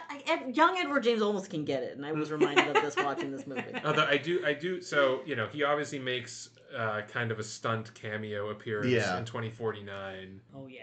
and Oh, he makes a sheep. I love that he There made you a go. sheep. There's your sheep. Oh, it's It a was sheep? so cute. I thought it was a thought it bull was a at bull. first. No, it's Yeah. a sheepy sheep. A uh, black-faced sheep. Oh. Which is what Deckard has in the book. Sure. if it was a bull, it would make sense because he's a Tauron in Battlestar. Anyway, yeah. So it's sort of a stunt cameo, and Edward James almost is just like phoning it in. Yeah, he's there for the paycheck. He's there for the pay. He's not doing the Gaff character. He's doing old Edward. Like it's almost like they went to Edward James Olmos's house and just like filmed it in his living room Well, because he's he like- couldn't be asked to leave. Well, but that's actually he had the same claws as Harrison Ford. That's actually just how he dresses now. Mm-hmm. That was just his clothes. There you go. What is this? I keep getting more indigenous every time I open this thing up. That's Oh. So 41% Spain, 17% Indigenous America, Yucatan Peninsula specifically, Guatemala. That comes from my paternal grandmother. That's why I'm shaped this way. Ireland. Indigenous America. So fun fact, a large part of the Caribbean was influenced by Irish culture because they were the wow. workforce for the British, which is why Jamaicans sound so much like if you listen to like a County Cork accent apparently. And every once in a while, listen to an Irish person, they just sound Caribbean. So I've noticed that Welsh sounds almost identical to Scottish. No, Welsh sounds to Jamaican. Brain. Yeah, you can hear it. Well, You can definitely hear it. Yeah, England, Northwestern Europe, Basque, Senegal, Northern Africa, Ireland, Nigeria, East Central, Cameroon, Congo, and Western Bantu peoples. 2% Jewish. I got more Jewish. Portugal, Indigenous America, Panama and Costa Rica. So that's an extra percentage there. And Norway, randomly. So that's congratulations that's on like- getting to the South Pole. This is city speak. You've got, the like, DNA profile. Several continents there. All of you want to look at the map. Look at that map. Ooh. Yeah. Jesus Christmas. I'm just the triangle trade right there. That's all me. I mean, anecdotally, I would possibly have much of Europe, but probably not the Iberian Peninsula. But, you know, there's some Mediterranean, a lot of Central European, a lot of course, fucking Irish and shit. Because I'm from Boston, we're all fucking Irish. That's true. That's just true. With this, you know, what they're doing now, though, I always think, man, I never really have huge interest in doing that, because it's, like, I don't know, whatever. But then on the other hand, I always hear these stories about how someone will, like, give blood to 23andMe and accidentally help solve a cold case. Yeah. I was like, that's how happened a few times now. How awkward must that be, though, at that next family gathering? It's like, so, we all wish Uncle Jimmy was here, but someone just had to find out about his background. It's like, so we're mad that I got Uncle Jimmy in prison, not that Uncle Jimmy murdered all those women? Okay, weird family. He just always brought the nice pastries. Anyway. Yes, Back to the sheep. I wrote it in my notes. Is Joy the sheep? Joy is the sheep. Because she's kind of a status symbol thing. You get kind of be a thing that says like I own a thing. Mm-hmm. She's there for companionship, and he has upgrades for her. Mm-hmm. Sheep. There's a very very strange John Scalzi book I read that is supposed to be like his reaction to the Blade Runner movies and how they have a shocking dearth of sheep. So he wrote a book called just called Electric Sheep. I believe. I have it upstairs. It's bizarre. And it's like a John Scalzi novel. It just goes off the fucking rails because it's about aliens who have like certain bureaucratic rights to something or other. But as long as somebody who doesn't have this particular sheep to sacrifice on this particular day, it'll all go fine. But they find a sheep hybrid, a human on Earth. So it's like, oh no, we have to make sure she doesn't get slaughtered for this thing. What? And it just goes absolutely fucking nuts. It is apparently called The Android's Dream. Sure. First half of the title, not second half. I got most of it right. There you go. It is so weird, though, that, like, I get that you can't call a movie Do Androids Dream of Electric Sheep. But the fact that they found this completely unrelated novella. Yeah. Mm-hmm. We're like, I like that word. Sounds cool as fuck for a robot murderer. We're not going to read your book or anything. We just want the name. I'm going to buy your title. I'm sorry, what? Which I mean, like, I assume the idea, running on the edge of a blade, being able to tell, are they a robot or a human or something? It feels very poetic. Like, it makes sense. So much that you're like, wait, that wasn't in the novel? That's something they saw somewhere else? And what? I feel bad for the actual book, because people are going to not realize what it's about. Yeah. Apparently the original book, it's one word. It's the Blade Runner. Yes, it is one word. Well, is another word. Blade That's Runner. true. You're right. Not about figure skating at all. Shame. Neither. The originals, like I said, it's about medical supply smuggling. Interesting. Yeah. I have an important note. Yep. I also dream of cheese many a night. Like the dog. Yeah, like Porthos. Like Porthos. And there's our tie-in. Oh, Look at that. Yay, that and... He probably gets gassy. That's exactly why we did it. No, I also realized, it makes perfect sense that we did this after Similitude, because people are looking to extend their lives, to force flocks to give them life. Yeah. That's son of a bitch! I mean, again, had we thought of it sooner, we maybe would have done it after the one with the literal O'Brien replicant, but this was a decent we missed that opportunity moment. It also lets us take a week's break from Enterprise. Thank God. How are you enjoying our discussion of Enterprise, Liz? I have this is the only way I can watch Enterprise, I think. I'm glad you're here with us. Because yeah, we're not enjoying it. I'm not gonna lie. I'm behind by like 10 episodes, I think, because previously in Voyager and in DS9, it's like, oh, I get to watch another couple of episodes so I can keep up with the next episode of Star Zero by, and I'm like, oh God, I better catch up. I better. Now you know how we feel. Yeah, we have to do this every week. Like, I forget if I said this once before, but like, sometimes even when there's a series I enjoy, there is be times like, I'm not in the mood for Star Trek tonight, but I have to. I don't think I ever had that with Deep Space Nine. Like, Deep Space Nine, it was always, oh boy, more Deep Space Nine. Mm-hmm. But this is definitely like, oh God. Oh, fuck, I have to watch Enterprise. Yeah, What's Archer gonna scream at this episode? I mostly get so mad every time I see Mayweather because I'm like, you're literally, why is Star Trek tokenizing him? Because I'm sure Berman and company were just like, all right, well, we need a black guy because, like, I guess Star Trek is supposed to look progressive or whatever, so here he is. We're not going to write him in. Anyway, back to the white guys. I'm like, I have said, I don't know if you've gotten any of the episodes, but I've said several times, like, fuck, poor Mayweather, poor... Anthony Montgomery. Thank you, I almost said Dominic Keating, but that's Reed. Like, put him in one of the animated shows. Just say his character fucking tripped through time at some point. It happens all the time on Star Trek. Yeah. He can just pop in somewhere. He can be on Prodigy or Lower Decks or whatever. Or fuck it, he can appear in live action if you want. He just really fell through time. It's like, fuck. Make him Mayweather's grandson. Yeah. Mayweather's clone. There we go. They find him frozen in ice somewhere. So, let's find out what Mayweather isn't going to do next week when we see Chosen Realm and Proving Ground. Ooh. Yes. Thank you for joining us for this little departure to the world of replicants and other such frippery. Insufficient sheep. Insufficient sheep. Needs more sheep. Frequent dreams of cheese. Handguns that do an extraordinary amount of damage.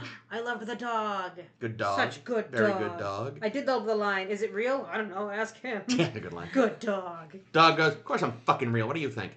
Yeah, so Damn follow us straight. on Facebook and your favorite podcasting app. And, for the main show, Ames has been putting together all sorts of Tumblr posts that you should be reading at sshbpodcast.com. There probably won't be one for this week unless I somehow play the entire point-and-click game and write something up about it in a couple of weeks, but that's not likely to happen. Oh, damn it. It'll just be my We'll ancestry see. DNA profile. Or that. Until then, this has been Chris. This has been Ames. Jake? And Liz. And guest star Liz. Thank you for sitting in, Liz. Thank you for having me. Now I want to go play Detroit Become Human again. Actually, what we're going to do is I have a void comp test here. We're going to prove you're a person. Shit. So, you're walking down a beach.